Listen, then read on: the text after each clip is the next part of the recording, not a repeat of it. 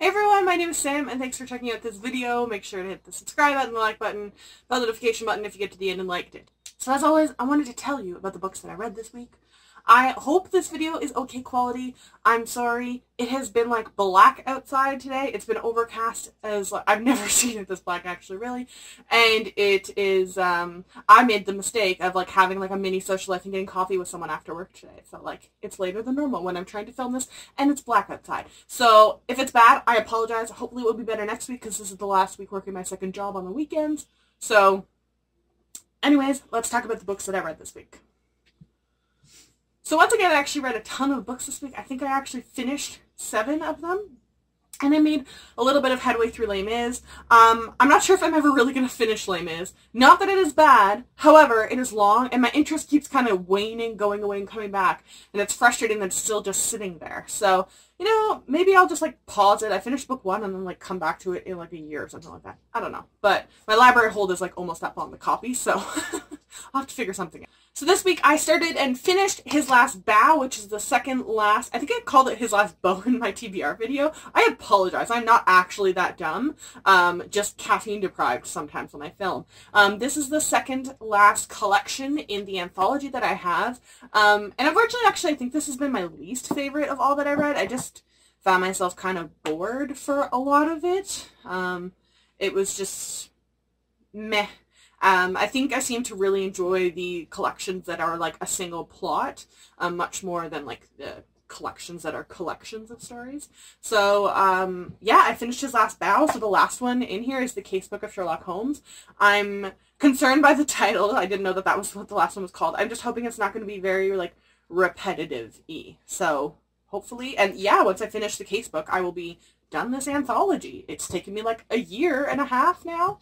To get that done. So, yay. I started and very quickly finished my reread of A Treacherous Curse by Deanna Raybourn. This is the third book in the Veronica Speedwell series. I started kind of a group chat in a group that I'm in of people trying to get them to read A Curious Beginning, and several people are now hooked on the series, which, haha, victor. So I'm rereading along with them, and naturally, when you start A Curious Beginning, you can't not read book 2, 3, and 4, which are out, and then plead for book 5 to be sooner. And so, yeah, so this is another Stoker Speedwell mystery, but this one, there is a missing diadem from an Egyptian dig, and someone has gone missing, and Stoker is kind of roped in on the potential suspect.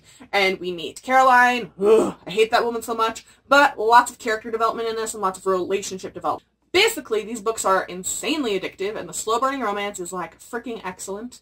And now I'm scared to read Lady Julia because I found out from someone that it's actually not finished, the series, and that this one is technically better, which is fine, but that the series isn't finished and the publisher has kind of, like, abandoned it, that concerns me, because I love Deanna Raybourn's writing. So I have to, like, figure out what I'm going to do with that.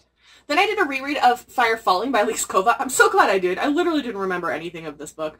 And this is book 2 in the Air Awakened series, and it follows Vala after she's like an archivist librarian at the beginning of Air Awakens, and is found to have elemental powers of an element that's been kind of wiped out.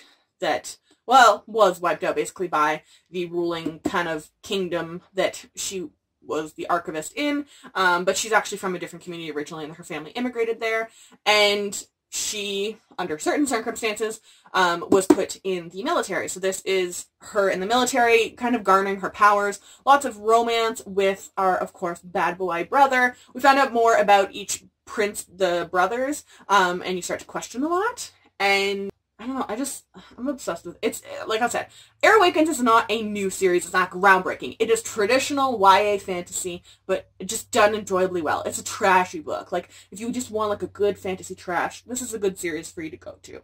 My first non-reread of the week was A Dangerous Collaboration by Deanna Raybourn, book 4 in the Veronica Speedwell series. This book came out in March, and it made no sense to read it and then reread books 1, 2, 3 the next month. So I waited, refreshed my memory, not that I really ever forget anything about this, but this follows Veronica and Stoker and Stoker's brother, which will make sense to you once you read book 3. They go out to this sort of like offshore community in and around England, and are trying to help Stoker's brother, Stoker's brother's friend, solve a mystery, and things envelop. Of course, you know, the mystery itself is wrapped up in this, but we keep getting references to the Whitehall murders, meaning we're getting Jack the Ripper in book 5. There's no way book 5 does not involve Jack the Ripper. It 100% has to. Absolutely, like, there's no way that, no. And I am here for that. I'm just like, that is a mystery I don't think I will ever get sick of reading, like, potentials or it angers me that we don't know exactly who it was, and there's just so many freaking theories, and it's infuriating. Yeah, loved this book so much. Loved. Still slow burning romance, which infuriates me to no end, but there is progress in Veronica and Stoker as characters, as again in the relationship more, and it's just like an interesting new structure, shall we say, with Stoker's brother involved in this. And there's a moment, like, in the beginning on a train that involves Stoker, and I literally messaged my friend. I was like, oh my god, he did not. Yeah, he did. It was like, it was perfect. It was like, it needed to be in that book, and it was just exactly like Stoker's character. And, it just, yeah. This series is just like Veronica Mars and Sherlock Holmes combined, except Sherlock Holmes is Stoker and he has a sex drive for Veronica Mars, and Veronica Mars has a sex drive for Stoker, and it's just in Victorian era, and yeah. Now, Veronica's Speedwell series aside, I picked up The Lost Girls of Paris by Pam Janoff this week, and this was probably my favorite, like, surprise book. This was just a really good book, and I wasn't really expecting it. I wasn't assuming it was going to be bad. However, the cover of it, the way that it had been pitched at a lot of library conferences, the way it's been kind of really, really, really popular on, like, library holds lists and everything, I was going to assume it was going to be a lot like the Alice Network. I read the Alice Network last year. I just found myself very unsatisfied with the ending of that book, for sure. And it wasn't bad, but history POVs with alternating perspectives and timelines, I love that. And it's basically I don't even know if trope's the right word. It's basically what is expected of an adult historical fiction coming out, especially when it involves women's history. That being said, like I said, the Alice Network just left me, like, at the end I went, that's it? Like, that was the whole thing. This book made me actually cry in the last third of the book. It has a conclusion. It has a wrap-up. Bittersweet, absolutely. But it follows our main character. We get 3 POVs, but she is one of them. And it's set in New York City right after World War II. Her husband, they were married quite young. He passed away suddenly whilst in training. And she's been kind of just going through the motions, kind of got her own job, moved into New York City to try and get her feet on the ground and just figure out who she wants to be. She got married really young and all that stuff. Whilst in Grand Central Station, however, she trips over a suitcase and opens it and finds a bunch of photos of these women. And then all of a sudden, she hears that someone just got hit by a car outside of Grand Central Station and died. And finds out very quickly that the woman that died is the owner of the suitcase. And she wants to know what was going on. She was a British citizen.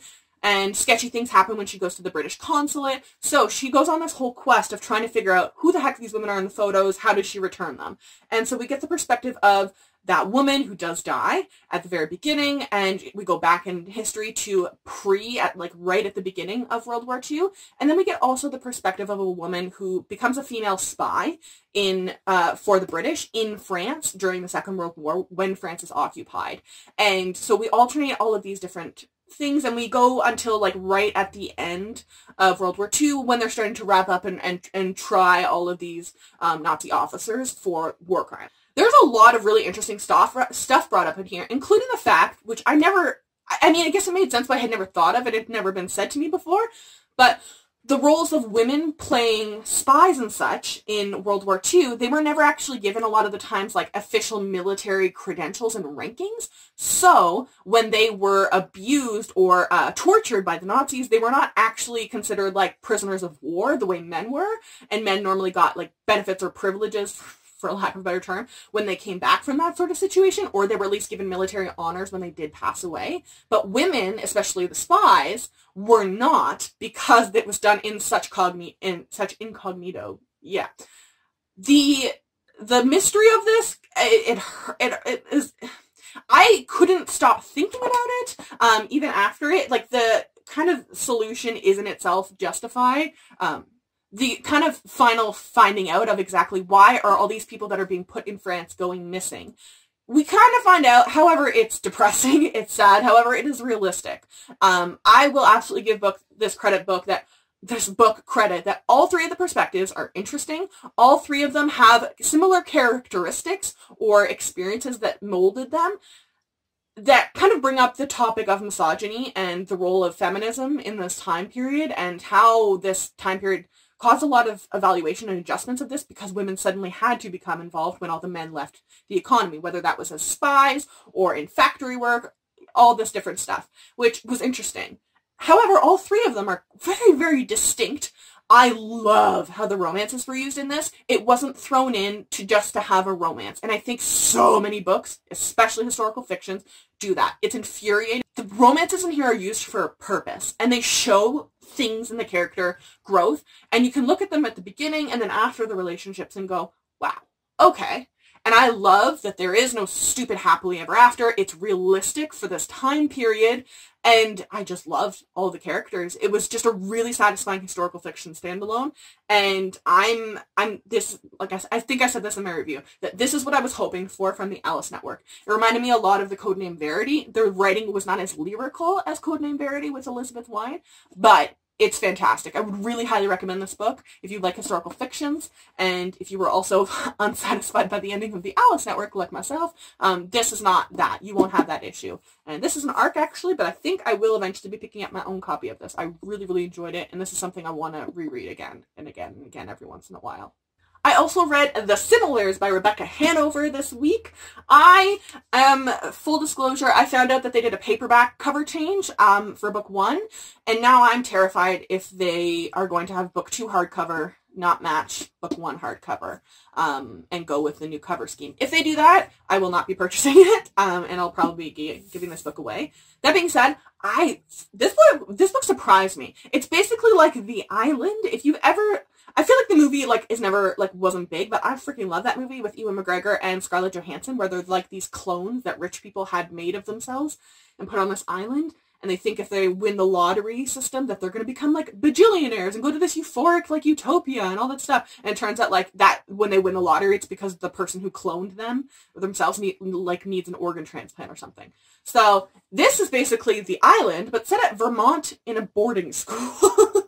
if that's probably the easiest way to explain it. So we have our main character, Emma, who comes back to school in, I think it's the equivalent of grade 11. We don't use the junior, senior, sophomore rankings really in Canada. So whatever grade 11 is, basically. However, in this world, it's the dystopian-ish kind of future in the US, where people, without consent, cloned certain people's children, and they're called the Similars. And those Similars go to the school because the school's open-minded, yada, yada, yada, yada, and they're there with who they were cloned from. So it's interesting. Emma is not one that has a clone. However, her best friend died of suicide over the summer, and one of the clones that shows up is his.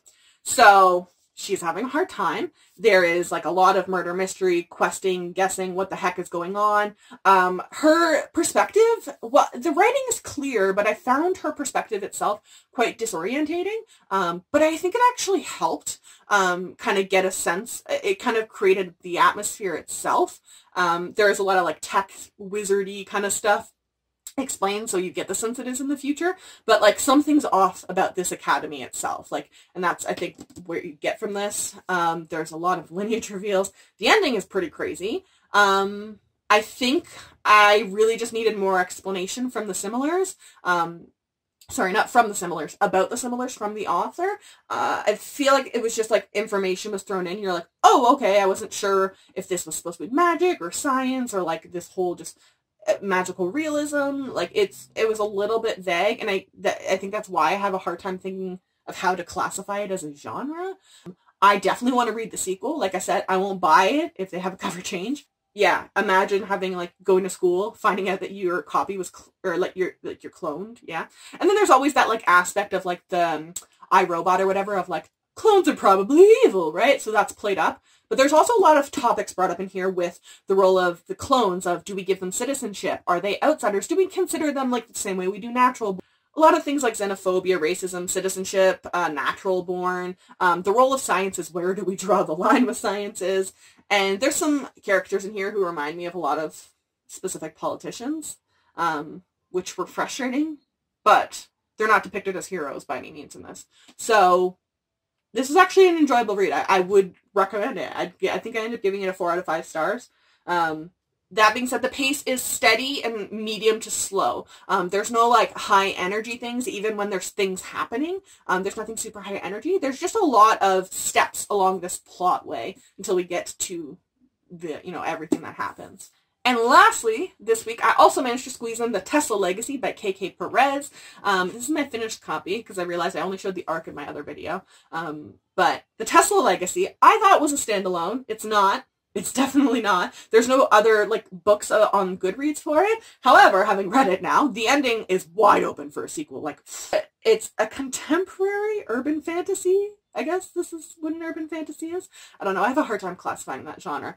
But our main character is this girl in senior year of school, of high school. So when she was younger, our main character was diagnosed with epilepsy. So her parents are super overbearing and protective of her. And she's trying her best to have a little bit of independence. She's got a boyfriend. She's finishing school. She wants to go to university. And as you might be able to tell from the picture and the title, things happen. She goes and visits New York for a doctor's appointment. And it's basically a superhero origin story. It's involving Tesla and the, lightning power. And there's lots of, secret agencies and just a lot of, everyone lying to each other. I got, halfway in and I was like, okay, I'm just going to assume everyone's lying at this point because none of you seem to actually be telling the truth about anything. So, that being said, despite assuming everyone and everything was a lie, I still got blindsided at the end. There is a ton of twists and turns in the last half of this book. I liked the main character's growth. I didn't like her boyfriend at the beginning. Freaking hate people like that. And I like how she develops. I'm a bit unsure of how I feel about this kind of student-teacher trope that's used in here. There is one and there isn't one. You'll understand that when I read. I mean, I think I'm okay with the trope being used. I think as long as there's, actual, feelings between the people and not a massive age gap. That being said, there is no massive age gap here, but I feel like I was just told more than I was supposed to believe that they had romantic feelings for each other. Whereas the other book I read by Christina Perez, Sweet Black Waves, I was shown that. You could feel that there was the romance there. So I think that was where I kind of, would have liked a little bit more punch. I really like that the main character is really smart, independent. She's into the STEM field sciences, and that there is also LGBT rep in here. Her best friend has a girlfriend in here, and her boyfriend, sort of teacher, that weird triangle situation thing. It is specifically said that he is of Indian descent. His parents are both Indian, and however, he is British. So you have character representation there. I wish there had been a little bit more of that, because I honestly think, trying to remember back, I think he's the only one specified, so I'm going to assume that everyone else was white. So I would have liked a little bit more representation. It is a modern day setting, so I would expect a little bit more of diversity there. But other than that, really, really interested to see where the rest of this series goes. I hope more people read it. I hope it gets a sequel. There's lots of potential there. Tesla Legacy. Enjoyed it. Would recommend. So those are all the books that I read this week. Let me know in the comment section down below what you read this week. I'd love to know if you've read any of these and what your thoughts were. I'd love to know. And if I convinced you to read any of these books. I legitimately need people to read the Veronica Speedwell series. It's a need. I'd also be curious to know what other people thought of the Tesla Legacy and the similars. Not a lot of people have read the Tesla Legacy. I think it only has 40 reviews on Goodreads, which is quite low. Make sure to check the description box down below. I will link all of these books to their Goodreads pages, and I will also link all of my social media. If you follow me, I will follow you